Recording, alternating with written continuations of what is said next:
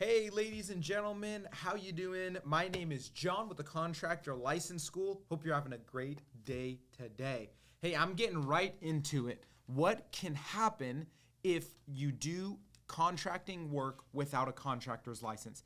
Ladies and gentlemen, there is serious consequences if you get caught doing a job in California without a contractor's license.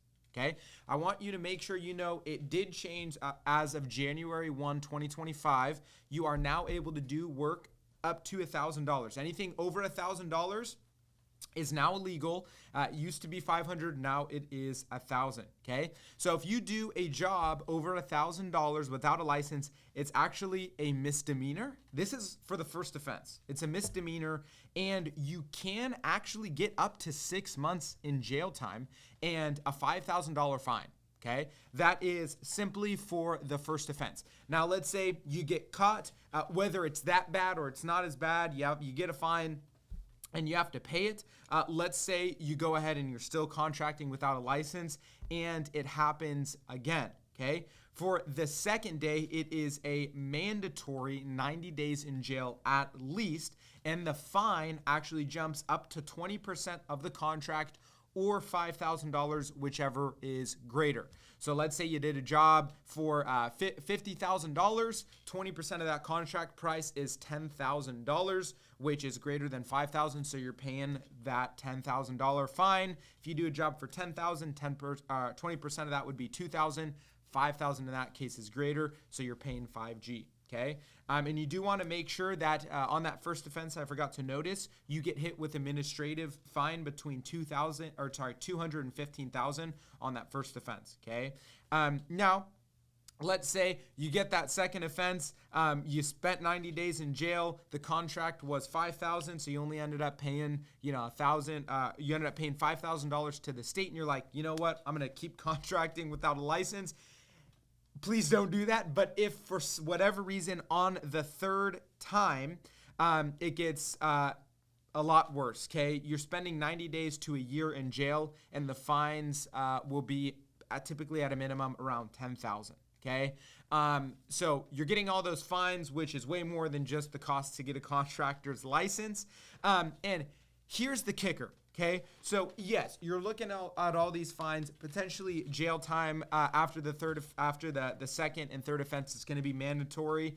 But let's say it just happens the first time, and after that first time, you're like, okay, I need to get my license. Well, even if you do the work, the homeowner can take you to court and they can force you to give all of their money back. So let's say you're unlicensed. I hire you to do a job for me. I want you to redo my entire backyard, a new pool, everything. The job is $75,000 is what you quote me, okay?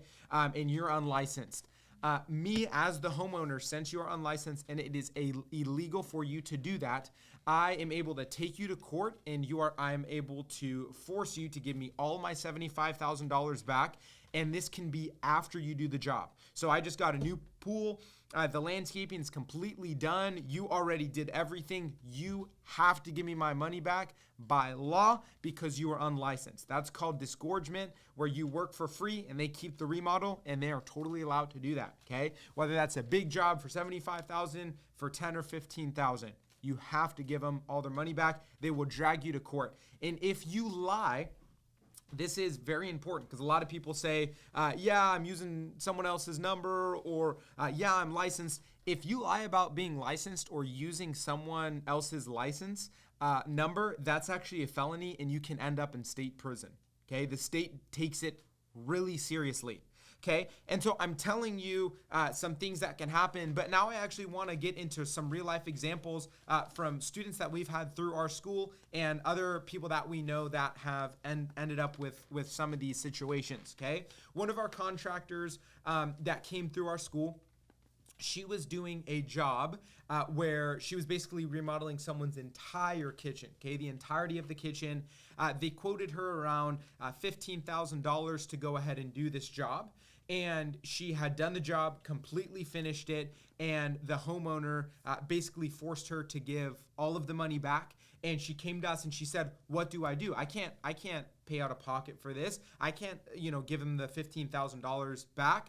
But unfortunately, what had to happen is she had to. If not, she was going to be forced to go to court and pay it back either way. She lost everything that she had to come out of pocket for that job. And on top of that, that person got to keep their newly remodeled kitchen. And on top of this, the person that she was doing the work for was actually recommended by a friend.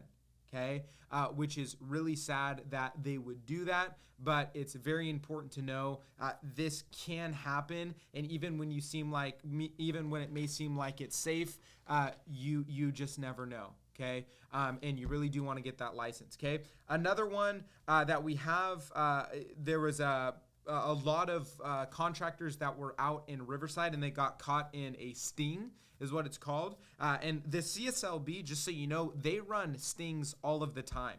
Okay, we had a handyman. He bid $2,500 on a patio cover. It turns out the homeowner was actually an undercover investigator, and he ended up walking away with a misdemeanor, a $5,000 fine, and his name was posted on the CSLB website for everyone to see. Which wasn't good. That's why he ended up getting his license. And then just recently, there was another one. I'm not going to give too much info on this, but basically one of the people we know, he went to jail because he was a repeat offender. He was in NorCal and he kept working unlicensed after already being caught. And by his third time, he ended up actually serving quite a bit of time in the county jail. His business reputation was pretty much destroyed, so he had to shut down that entire business and try and rebrand to something else. And now he has a ding on his criminal record, and he wasn't able to qualify for the license because of outstanding stuff that he had to pay with the CSLB. Okay, so bottom line, the risk just really isn't worth it. If you're doing anything over $1,000 or more, or if even just permits are concerned, you need a license. Okay, it's the difference between running a legit business and facing jail time, fines, and lawsuits. So just to wrap it all up, get licensed, protect yourself, ladies and gentlemen, and grow your business the right way. Okay, getting fined $5,000, that is way more money than just spending the money to get your license. Okay, it's not going to take that much money to get your license and to get a business up and running. It's just not. Okay, it's not worth it to work without a license. Now, we can help you with this. We can help you set up a legit business, get your license, get all your bonding, and hit the ground running. So, ladies and gentlemen, I hope you liked this video. If you have any questions, if you want to reach out to us, you can text us, you can call us, you can email us. We'll have a number and email on the screen at the end here. Please reach out to us. If you just want to leave a comment in the comment section, leave that comment so that way we can go ahead and help you out. And if you really like this video, consider leaving a like or subscribing. And if you really thought this was some rich content and you're excited for some potential more informational videos, go ahead and hit that bell notification. Whenever we post with content, you'll be notified, so you can go ahead and watch that. But other than that, ladies and gentlemen, hey, God bless you guys. Please reach out to us. We love to help you out. Please get licensed. We're here to help you out. Thanks.